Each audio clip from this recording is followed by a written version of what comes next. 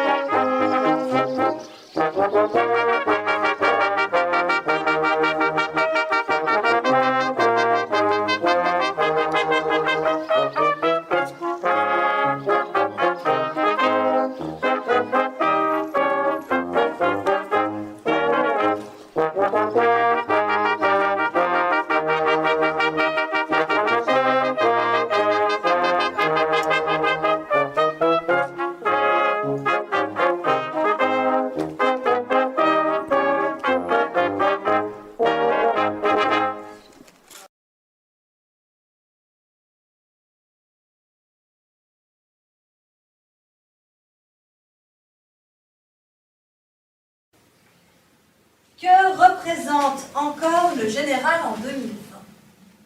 Une sorte de folklore nationaliste?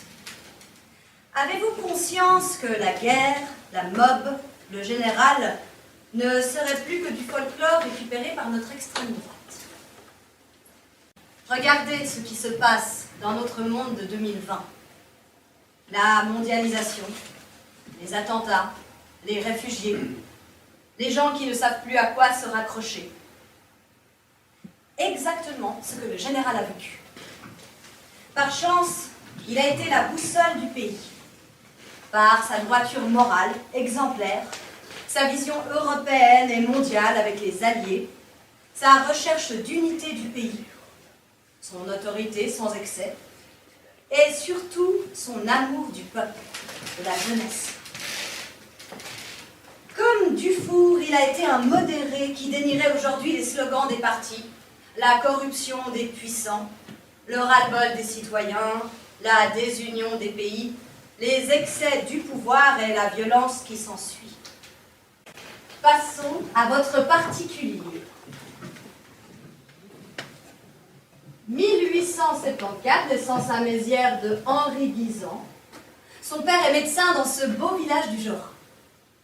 Le docteur Guisan voit sa fille aînée mourir de tuberculose à l'âge de 2 ans. 2 mois après, c'est Madame Guisan, de santé fragile, qui meurt. Je suis un écolier studieux. Études secondaires puis supérieures à Lausanne où je suis en pension. Chaque fin de semaine, je remonte à Mézières. 16 km, à pied. La campagne, je l'aime. Je me sens à l'aise dans ce milieu rural. Serais-je médecin, juriste ou pasteur, comme le prévoit mon père? Non, je veux être paysan. Henri Guisan a 15 ans. À la fête du bois, il rencontre Mary Dulker, 14 ans. Henri attendra d'avoir 20 ans pour l'épouser. Entre-temps, il fait ses études d'agriculture au Württemberg. J'acquiers un domaine à Chézanne-sur-Oron grâce à l'héritage de ma mère. Ah, je réalise mon rêve, être paysan. 2 enfants, Henri et Myriam. Très vite, je grade à l'armée dans l'artillerie. À 46 ans, je deviens l'un des plus jeunes colonels divisionnaires suisses. Officier de milice et non de carrière, j'accomplirai 7560 jours de service actif, c'est-à-dire 20 ans et 1 mois.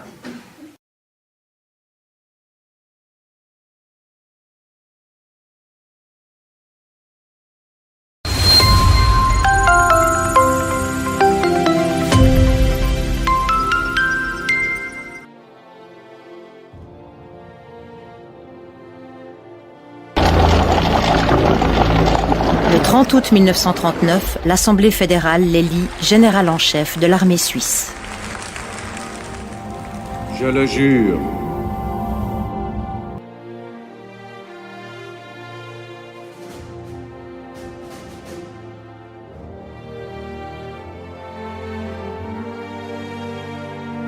Le 150e anniversaire de la naissance du général Henri Guisan et la forteresse du Gothard.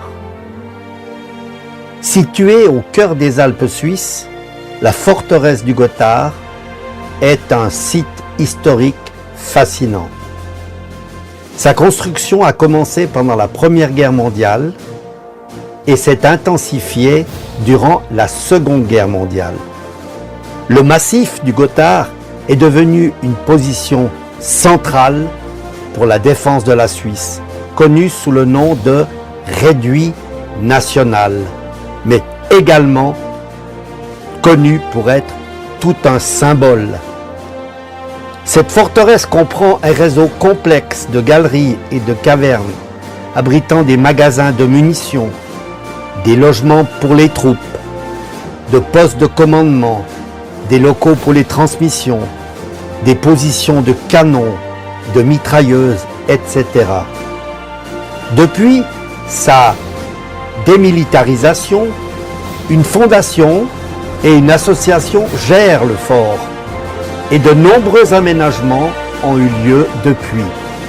Notamment, il y a été aménagé un espace dédié à un auditorium pour des conférences. Au sommet d'un escalier, une vaste pièce est dédiée à Johann Wolfgang von Goethe, l'écrivain, poète, dramaturge, scientifique et homme d'État allemand. Pourquoi lui? Goethe, en route vers l'Italie, emprunte le col du Gothard et ce fameux pont du Diable en 1775. L'endroit reste intimidant aujourd'hui, avec ses falaises criblées de cavernes et ses torrents mugissants, ainsi que son célèbre monument russe dédié au passage et au combat de l'armée du maréchal russe Souvorov contre l'armée française du Directoire, commandée par le général Lecourbe, le 25 septembre 1799. À l'époque, lorsqu'il fallait s'y frayer un chemin à dos d'âne, il devait être carrément effrayant. Le poète allemand le dépeint en lieu brumeux, mythique, où gît l'antique race des dragons. Nous découvrons à l'intérieur du fort également une sorte de funiculaire appelé métro qui permet de gravir les divers étages du fort et de transporter à l'époque la munition. Maintenant, il est utilisé pour le transport des visiteurs. Une zone dédiée au stockage de la munition a été aménagée en musée. Une vaste partie de l'espace muséal est dédiée au général Henri Guisan. Le général Henri Guisan est surtout connu pour son rôle crucial en tant que commandant en chef de l'armée suisse pendant la Seconde Guerre mondiale. Il a été un leader inspirant, notamment grâce à son discours au Grütli en 1940, et a élaboré la stratégie du réduit national pour défendre la Suisse contre une éventuelle invasion. Né il y a 150 ans à Mézières, canton de Vaud, soit en 1874, et mort à Puy en 1960. En Suisse, suite au discours du Grütli, commence l'excavation des montagnes dans les Alpes. Les travaux sont gigantesques pour créer de nombreux bunkers et forteresses lourdement armées. Conçus pour se fondre dans le paysage, on les remarque à peine.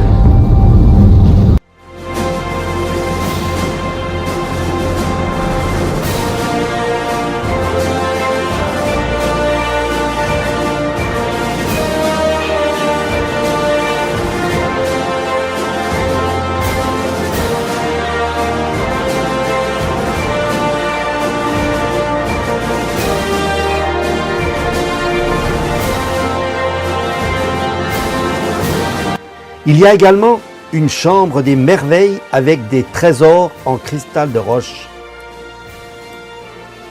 Pendant la guerre, ces installations étaient prêtes à être utilisées pour rendre les voies de communication impraticables en cas d'attaque. Aujourd'hui, comme vous l'avez compris, la forteresse du Gothard est un site touristique où les visiteurs peuvent explorer ses galeries et en apprendre davantage sur l'histoire militaire et culturelle de la région. Le samedi 30 août 2024, la fondation du fort du Gothard inaugurait une fresque dédiée au général Henri Guisan. Un bel événement qui a réuni de nombreux passionnés et curieux. Cet événement s'est fait en présence du chef de l'armée suisse, le commandant de corps Thomas Süssli, du conseiller d'État tessinois Norman Gobi et du directeur du fort, Damian Sig, ainsi que du général ressuscité Henri Guisan, qui a eu la gentillesse de prendre la pause avec le modeste premier lieutenant Christian Piton. Le comédien fribourgeois Jean Viniguer a fort bien su s'attribuer ce rôle. Un temps resplendissant, un endroit mythique, le cœur de la Suisse dans toute sa splendeur.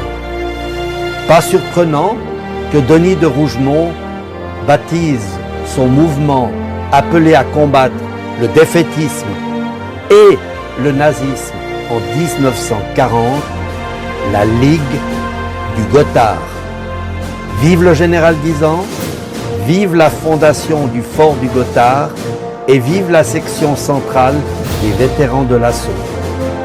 Merci de votre attention et à bientôt pour un prochain Denkmal. N'oubliez pas de vous abonner à ma chaîne. Merci. De servir ces drapeaux toujours. Adieu, noble bannière. Je vous remets aujourd'hui aux autorités du pays, intactes, libres et fiers.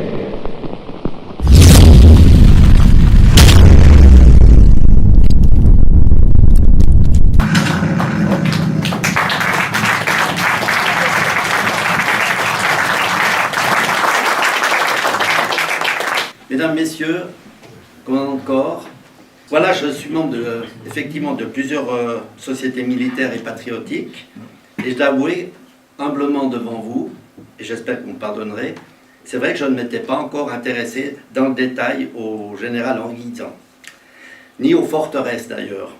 Mais dans le cadre de la section des vétérans de l'assaut, vous l'avez entendu, je dois souligner d'ailleurs que cette section des vétérans de l'assaut centrale a un nouveau président très dynamique qui s'appelle le colonel Tony Frisch et qui nous proposait ces 2 journées intéressantes, c'est-à-dire la visite, les travaux du second tube à Göschenen, donc le tube du Gothard, et puis une soirée et une nuit en caserne à Andermatt. Ça faisait des années que je n'avais pas dormi dans une caserne. donc ça m'a fait aussi plaisir. Et puis le lendemain, eh bien, c'était cette fameuse cérémonie que vous avez vue au fort du Gothard.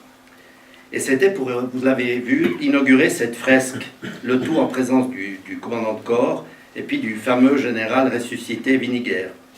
Alors comme je n'ai pas pu visiter dans le détail correctement ce fort le fameux samedi en question, je suis retourné en moto le mercredi d'après. Bon, le temps n'était pas extraordinaire, mais ça m'a permis également de découvrir le fameux monument Souvorov que j'avais envie de visiter depuis fort longtemps. Donc j'ai profité de ces 3 jours pour monter ce petit film. Et puis comme Marc Studer a insisté pour qu'il vous soit présenté aujourd'hui, ben, je tiens à le remercier. Voilà, donc merci à lui. Et puis à propos du général Guisan, ben, j'ai également découvert qu'il y avait un timbre magnifique à 1,20 franc. C'est pas pour vous le vendre, mais c'est juste pour vous informer que vous pouvez l'acquérir auprès de la Poste, bien entendu. Je vous remercie de votre attention.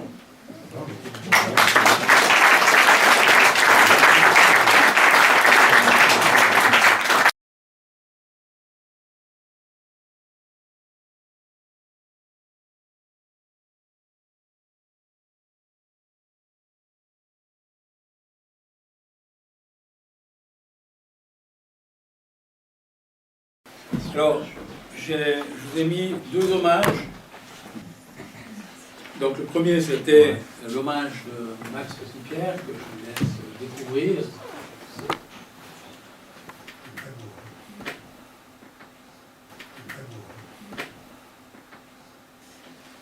Et le deuxième est celui de Paul Chaudet. Mes chers concitoyens, une grande page de notre histoire vient de se tourner. Cette page est marquée par la droiture, la fidélité, le sens profond de l'humain, qui étaient les traits de caractère essentiels du commandant en chef de notre armée. Nombreux sont les hommes de toutes les régions de Suisse qui pourraient rappeler aujourd'hui le souvenir émouvant d'un contact personnel avec le général. Nombreux sont ceux qui songeront avec émotion aux années critiques pendant lesquelles, à l'écart du conflit mondial, nous avons pu regarder à un chef qui était un exemple et dont le souvenir nous conduira, lorsque nous aurons à connaître peut-être à nouveau des heures difficiles de la vie nationale. Nous nous inspirerons en de telles circonstances de la fermeté tranquille, de la confiance en soi, du calme d'un homme qui n'a voulu d'autres règles dans son existence que celle de l'accomplissement du devoir. Le général Guisan a construit sa carrière et sa réussite sur le soin qu'il apportait à son travail, à l'exécution des plus petites aux plus grandes choses, à son souci de ne jamais rien laisser au hasard. Tout être humain, quelle que fût sa condition, était digne de son intérêt. Tout acte de commandement, tout geste d'exécution témoignait de la préoccupation de répondre aux impératifs de la conscience et de la confiance. Et jamais pour autant la vue d'ensemble n'échappait au général. Il réalisait pleinement la portée élevée de sa mission. Au nom du pays tout entier, nous disons surtout merci à celui que la mort vient de nous enlever, mais qui restera présent et bien vivant dans nos esprits et dans nos cœurs.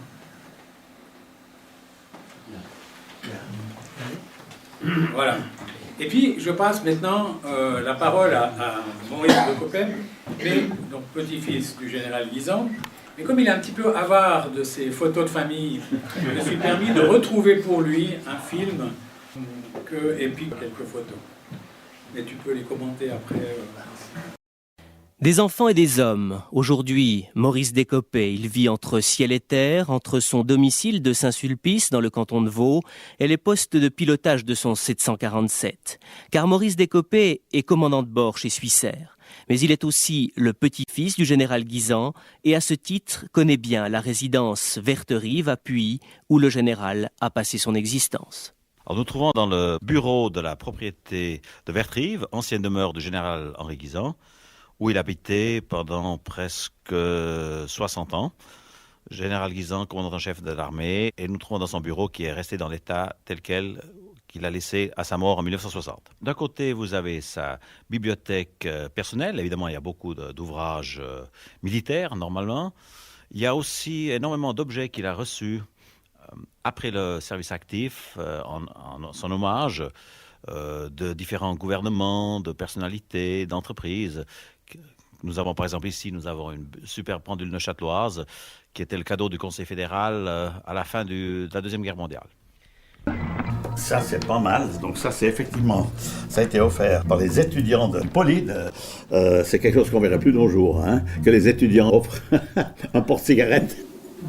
Voici une magnifique collection de vitraux qui ont été offerts au général. Par exemple, la commune de Jägelsdorf, où le général avait le siège de son état-major. Bâle.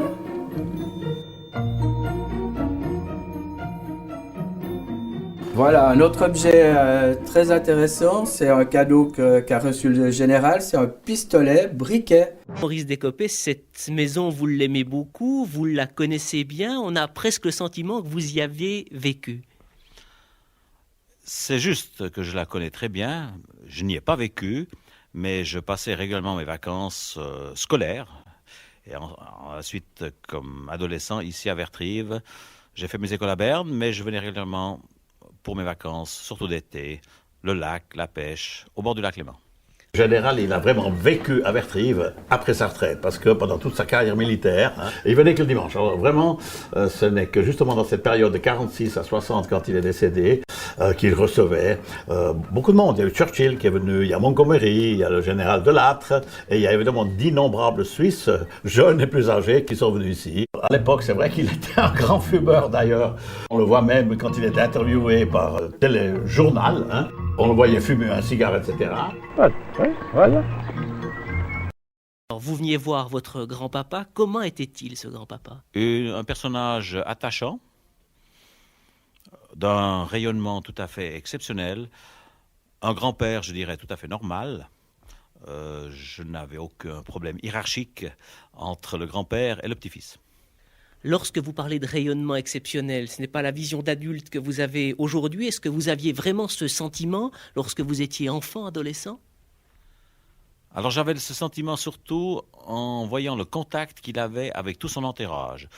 Sur la rue, en prenant le trolleybus, dès qu'il sortait à l'extérieur, je voyais tout le monde qui venait à lui parlait, lui serrait la main. Et c'est dans ce sens-là que je parlerais de rayonnement. Tout cela, évidemment, sont des souvenirs de l'après-guerre. Est-ce qu'il vous parlait, lors de vos visites, de ce qu'il avait vécu pendant la mobilisation ? Je dirais que c'était plutôt rare. Si j'entendais des évocations de faits qui s'étaient passés pendant la mobilisation, pendant la Deuxième Guerre mondiale, c'était surtout lorsqu'il recevait des personnalités. Et là, bien entendu, comme enfant, mais je saisissais des bribes de la conversation. Mais je dirais que, autrement, dans le cadre de mes vacances, on parlait rarement, au fond, de ce qui s'était passé pendant la guerre. Mais ces vacances, de quelle manière est-ce qu'elles se passaient ? Est-ce qu'il participait à vos jeux, à vos amusements, à vos loisirs ? Il était très occupé, je dois dire, même s'il avait pris, entre guillemets, sa retraite en 1945. Il avait gardé son bureau, il recevait du courrier très volumineux chaque jour. Il avait même un secrétaire qui venait de Berne 2 fois par semaine. Il avait un certain rythme de vie immuable. Il faisait sa sortie à cheval 2 heures chaque matin. L'après-midi, justement, il répondait au courrier. C'est-à-dire que je dirais qu'il avait peu de temps pour les loisirs. J'étais surtout avec lui pendant les heures du repas ou peut-être le samedi et le dimanche. Il recevait beaucoup de monde, dites-vous. Nous savons que sa carrière a été marquée par toute une série de points forts. Je suppose que les gens qu'il recevait discutaient avec lui de ces points forts. Quelle discussion revenait le plus souvent autour de la table ? Bien entendu, un des points forts, si ce n'est le point le plus marquant, c'était le rapport de Rutli du 25 juillet 1940. Bon, il y a eu d'autres, sa nomination, les innombrables anecdotes qui sont liées au service actif, la rentrée des drapeaux à la fin, au mois d'août 1945, mais peut-être que le 25 juillet 40 était effectivement l'événement qui était cité le plus souvent. J'ai tenu à vous réunir en ce lieu historique, terre symbolique de notre indépendance, pour vous mettre au courant de la situation et vous parler de soldat à soldat. Nous sommes à un tournant de notre histoire. il s'agit de l'existence même de la Suisse. Il y a actuellement au-delà de nos frontières plus de troupes, et d'excellentes troupes, qu'il n'y en eut jamais. Nous pouvons être attaqués sur tous les fronts à la fois, ce qui n'était guère concevable il y a quelques semaines encore. L'armée doit s'adapter à cette situation nouvelle et prendre un dispositif qui lui permette de tenir sur tous les fronts. Elle remplira ainsi sa mission historique qui ne varie pas. Vous devez le savoir et cela suffit. Maurice Décopé, vous êtes aujourd'hui commandant de bord chez Swissair. Est-ce que vous avez le sentiment qu'il vous reste dans l'exercice de votre profession quelque chose du caractère de votre grand-père? Alors ça, c'est plutôt à d'autres personnes à en juger. Bien entendu que la carrière de pilote de ligne, ensuite comme commandant de bord, nécessite un effort soutenu et continu, beaucoup de discipline, et peut-être qu'elle s'apparente un petit peu à une carrière militaire. Vous n'avez jamais été vous-même tenté par la carrière militaire pour suivre les traces de ce grand-père? Non, j'ai fait une carrière militaire jusqu'au rang d'officier. J'ai terminé ma carrière militaire, carrière entre guillemets, comme major, mais j'étais pleinement épanoui dans ma profession.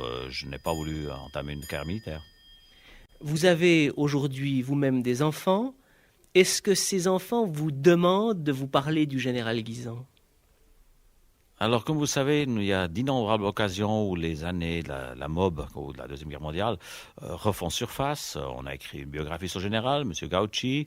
Il y a actuellement un film qui est tourné. Je préside moi-même la Fondation Générale Henri Guisan. Donc, automatiquement, la personnalité de mon grand-père est évoquée régulièrement. Et mes enfants, adultes, il faut le dire aujourd'hui, participent aux conversations. Ici, nous arrivons dans le parc qui est public et qui était auparavant un verger et un domaine agricole pour les chevaux du général. C'est un musée qui n'est ouvert que sur réservation. Il est en visite guidée. Donc les réservations se font sur le site generalguisan.ch.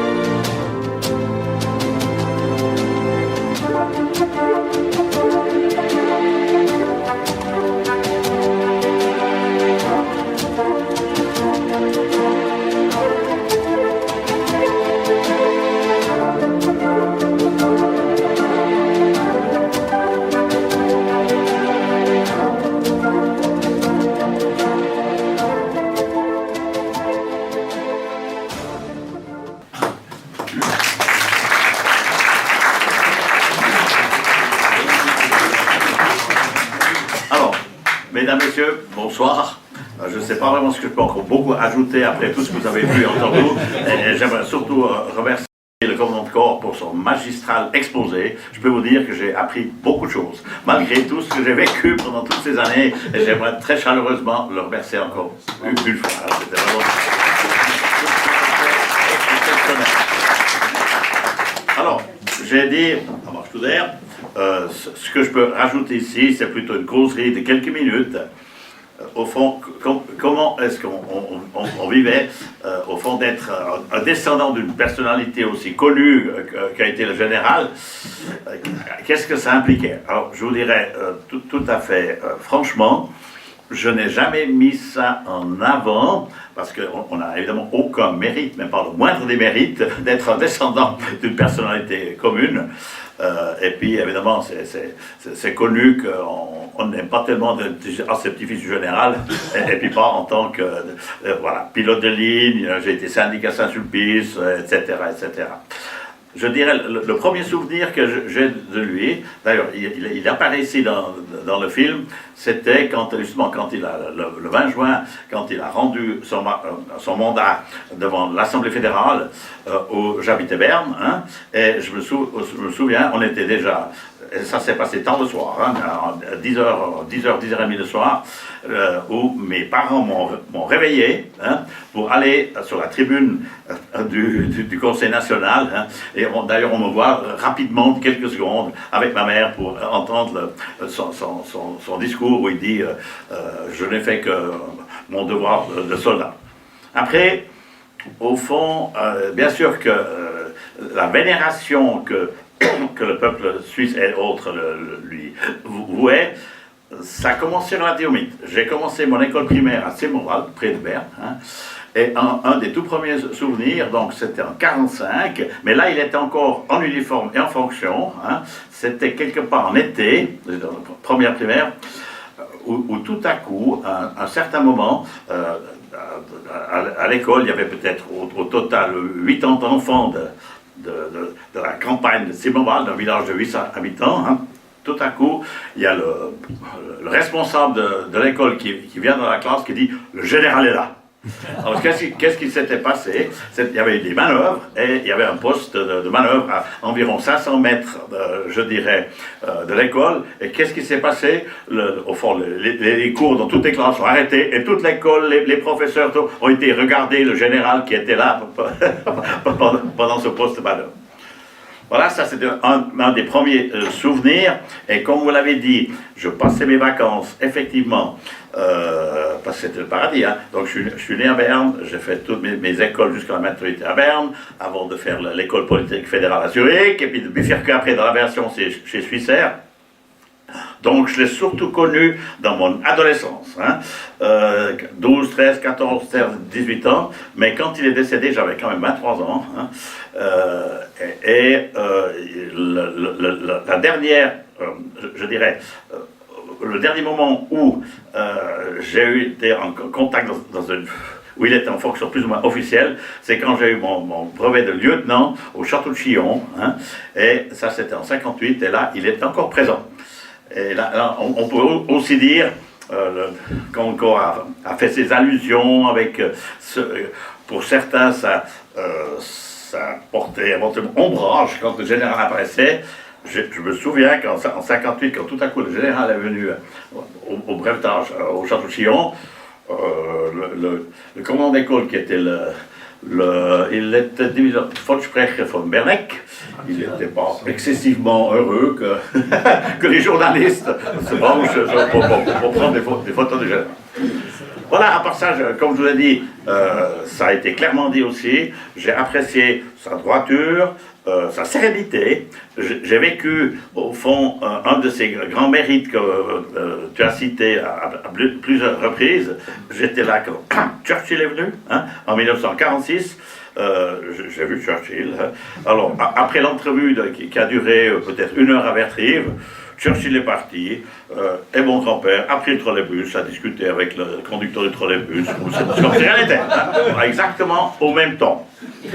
Je l'ai vécu encore une fois lors de la fête des vignerons en 1955, hein, où j'ai participé à la fête des vignerons avec mon grand-père, et il y avait aussi Mingre qui était là, hein, et sa famille, mais pour une raison X, au fond, la direction de la fête des vignerons n'avait pas réalisé le soir même que le général était dans la tribune, et tout à coup, après une demi-heure de spectacle, hein, tout à coup, tout s'arrête, hein, et un des responsables des fêtes des vignerons prend le micro et dit: nous avons le plaisir de vous dire que nous avons parmi nous ce soir le général Guisan et le conseil fédéral Rudi Mingre, etc., etc. Il y a eu ce qu'on appelle de nos jours une standing ovation. Hein, hein. Et quelques secondes plus tard, le spectacle, la fête des vignerons, a continué. Après, voilà. Donc jusqu'à 20 ans, 20-30 ans, une remarque que je dirais, mais aussi quelquefois de faire,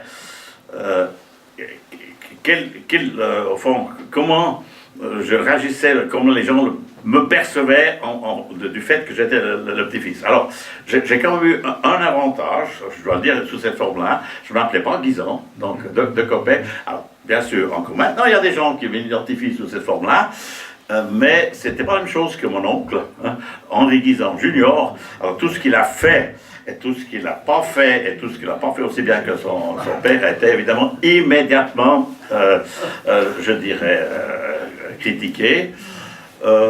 J'ai aussi fait un tout petit peu de politique, pas très loin. J'ai fini comme syndic de Saint-Sulpice, à près d'Ausanne, après ma retraite chez Suissaire. Mais quand j'étais dans le législatif, ça veut dire dans le conseil communal, hein, c'est la dernière fois que ça m'est arrivé, je me souviens, en 1982, quand, lors d'un préavis municipal de la municipalité, j'ai pris la parole pour critiquer la position, au fond, qui a été défendue par la municipalité.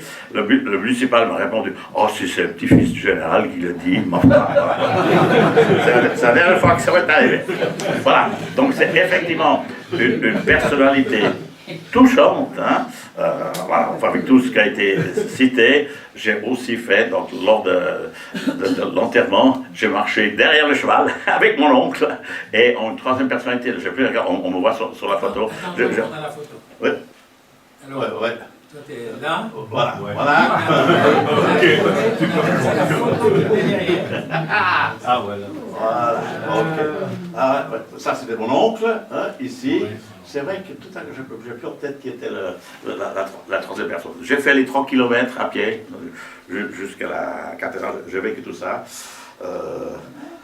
Voilà. J'étais là quand il est décédé, on savait quand même que ça, dans la semaine qui précédait, tout se restait là. Voilà ce que je peux dire. Donc, effectivement, je l'ai gardé en excellente mémoire. Je peux que dire que toutes ces années où je venais à Vertrive, c'était toujours avec beaucoup de plaisir. Hein. D'une part, la famille, le site, qui était exceptionnel. Hein. J'ai fait du cheval avec lui. Hein. Donc, il faisait du lundi au samedi, pas du lundi au vendredi. Il faisait 2 heures, il allait jusqu'à l'allée d'Origny, là, il y a maintenant l'Unil et les Péfel, hein, aller-retour. Hein. On louait 2 chevaux avec ma soeur dans qui était un peu plus loin. Donc ça je l'ai fait plusieurs fois. Et puis encore tout dernièrement à Lucerne, mais ça c'était lié, ça c'est il y a quelques jours, où il y a eu une manifestation en souvenir du lien du Gérald Guisan avec au fond l'histoire de Nicolas Leflux, etc. J'ai eu le privilège, ils ont trouvé une des 3 bouiques qu'il avait, qui sont citées, et j'ai pu faire depuis la cathédrale de Lucerne jusqu'à l'hôtel Schweizerhof, où on se souvient qu'il a logé dans la chambre 802. Hein. J'ai fait dans sa bouique le dernier trajet. J'avais fait du cheval avec lui, mais je n'avais jamais été dans sa voiture. Merci beaucoup. Hein.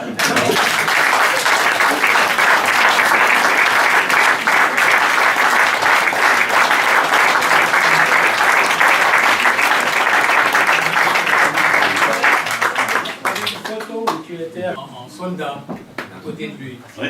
Ah non, photo là, tu peux dire quelque chose dessus, on l'a vu dans le film. Ah oui, non mais c'est vrai que j'ai eu alors ça faisait énorme aussi partie quand j'ai fait l'école de Creux, quand j'étais sous-off, que pendant les congés, hein,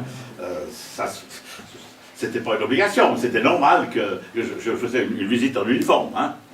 Mais tu ne te rappelles pas de la journée? Non, écoutez, c'est pas une journée particulière, c'était simplement pendant le grand congé, j'ai fait l'école de Creux au Tessin, hein.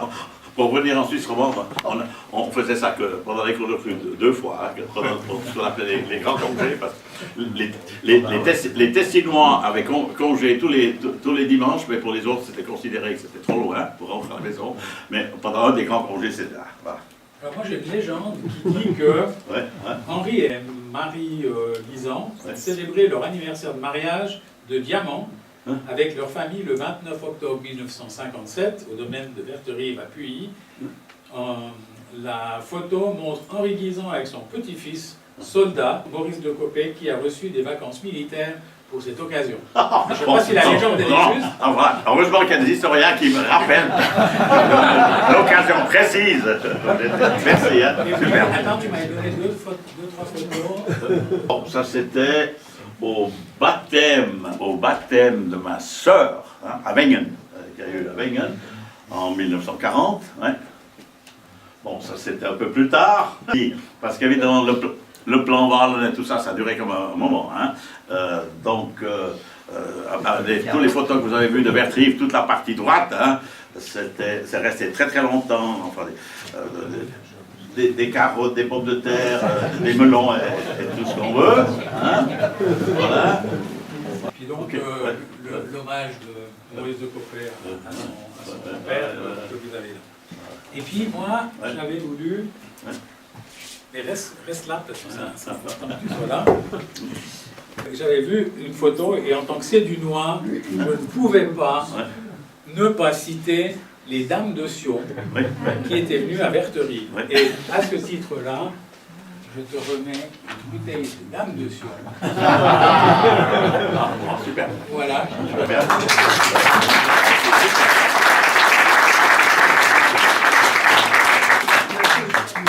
Ensuite, je passe sur lui parce qu'il a été largement et bien commenté. Aussi, en tant que quartier maître formé du plan Wallon.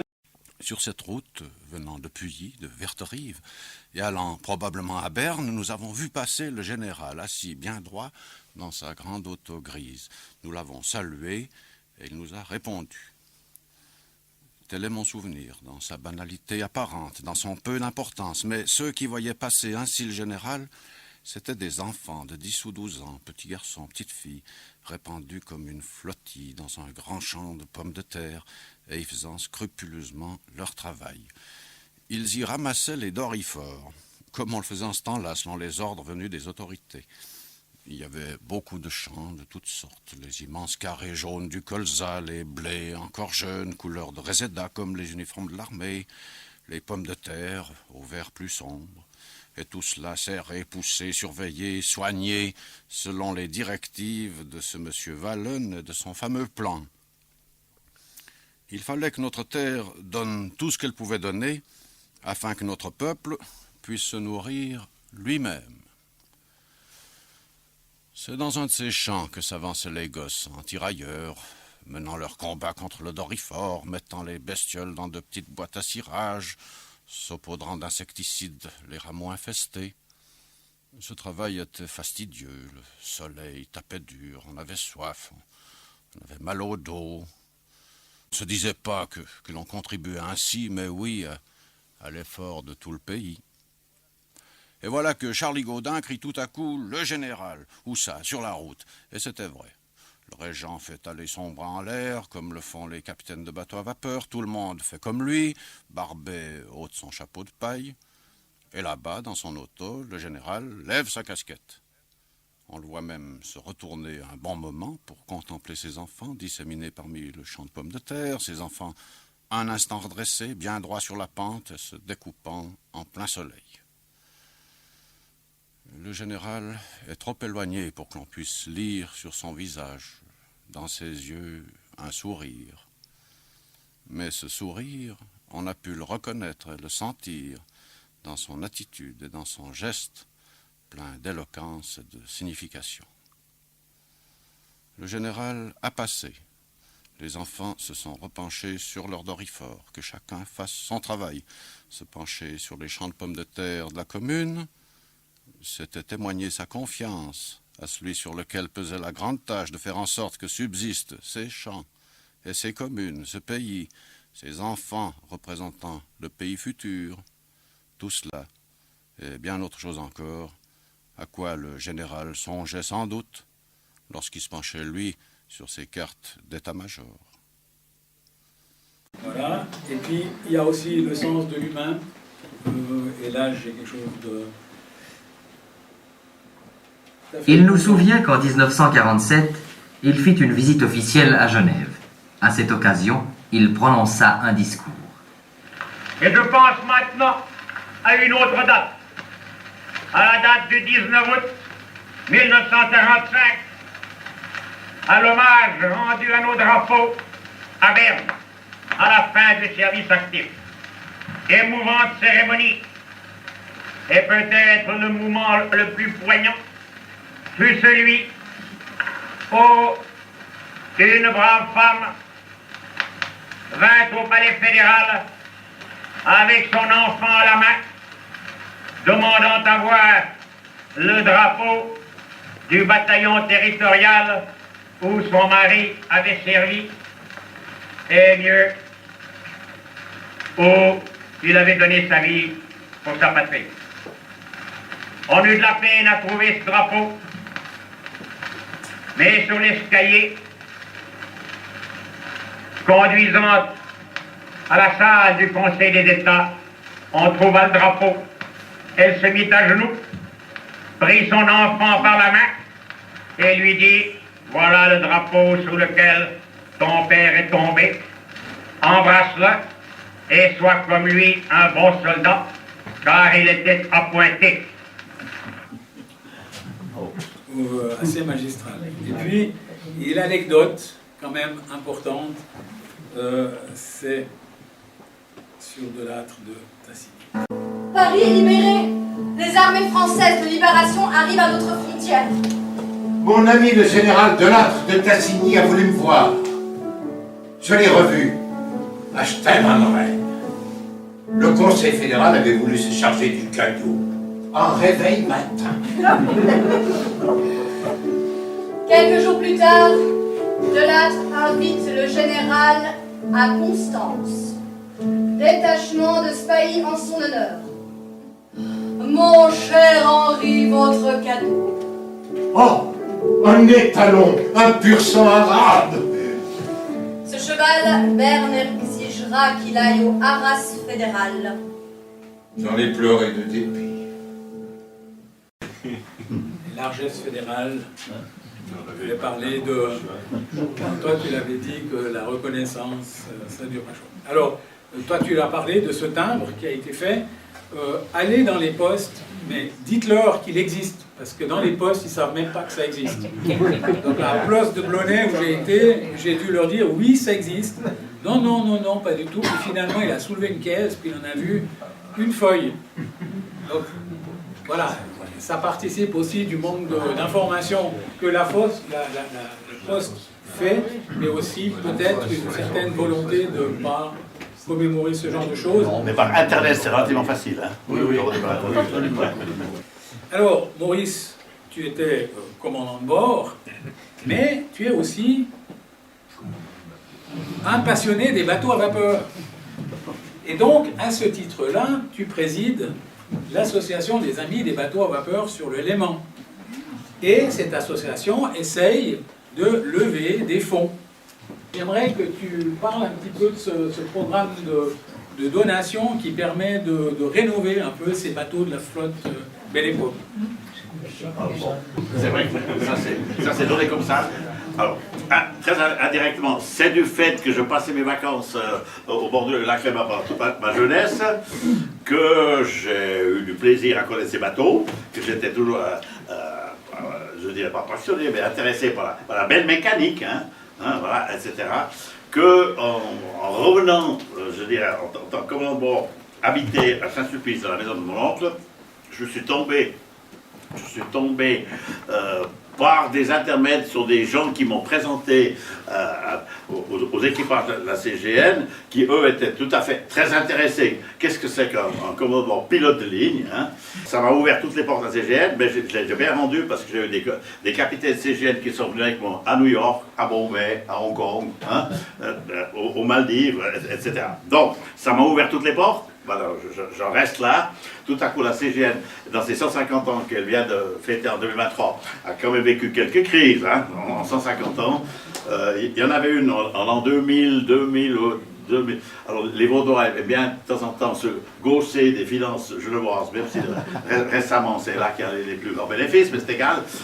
Mais en l'an 2000, je dirais le Conseil d'État vaudois a dit la CGN a des beaux bateaux historiques, mais on a d'autres priorités. Il fallait recapitaliser la BCV pour 2 ou 3 milliards, etc.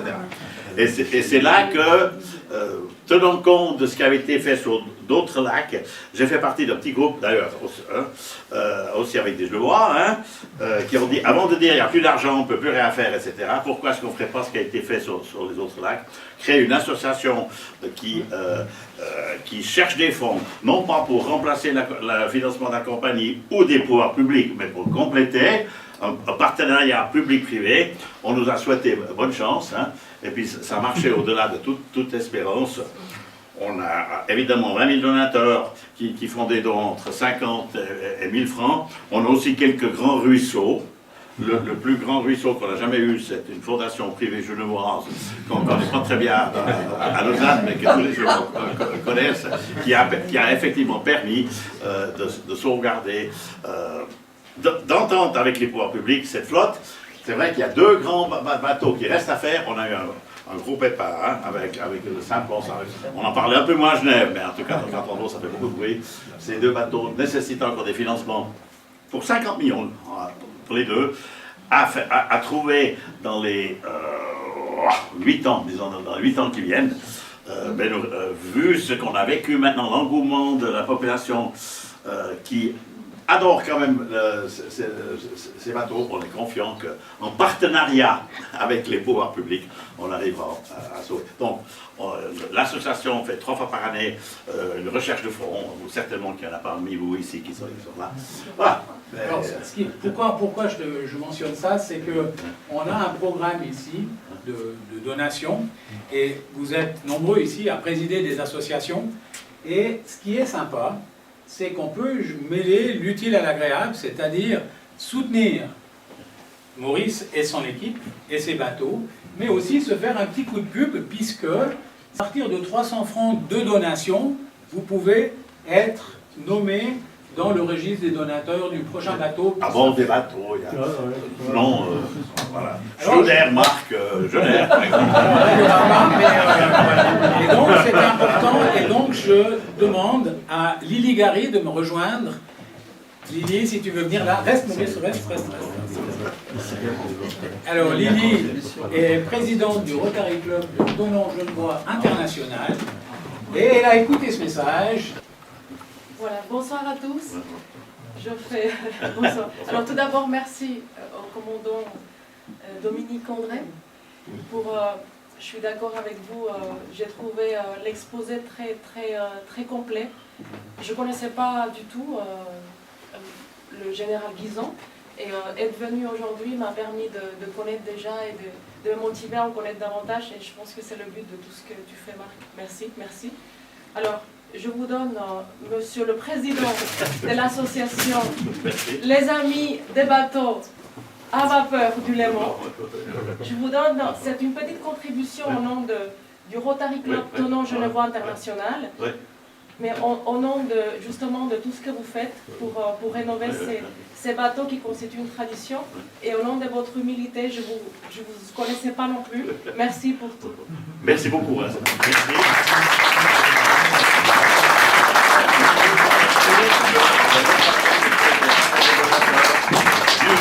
Pour venir en service.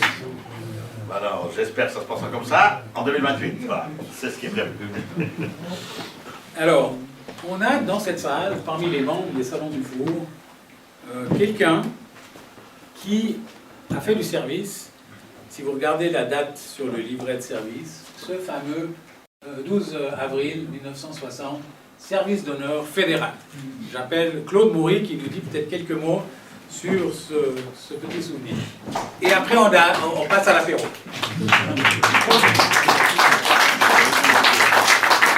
Bonsoir.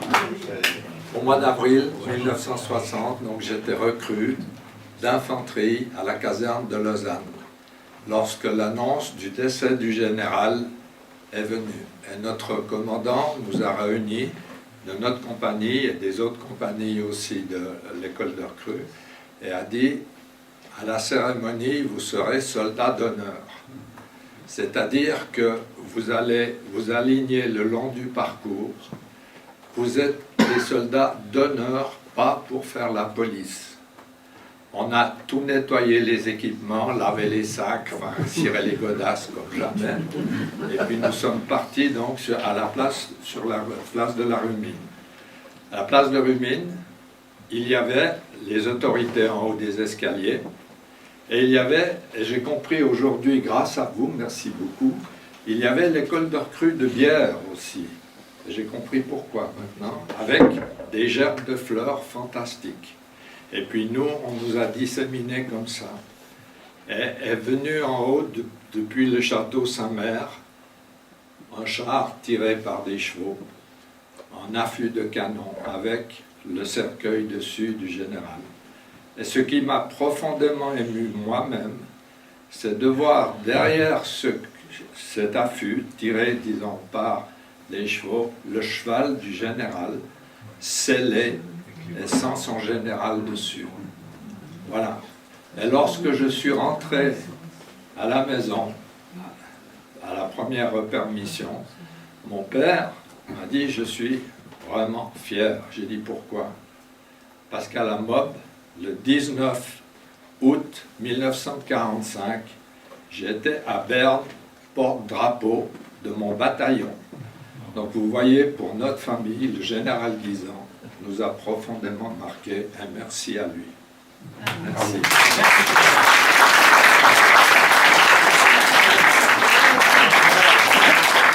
On ne dira jamais assez que dans les grandes histoires, il y a des magnifiques petites histoires, et ces petites histoires méritent qu'on les raconte. Je vous remercie beaucoup pour ça. Le général Guisan n'est plus, mais il reste présent parmi nous comme un exemple et un symbole.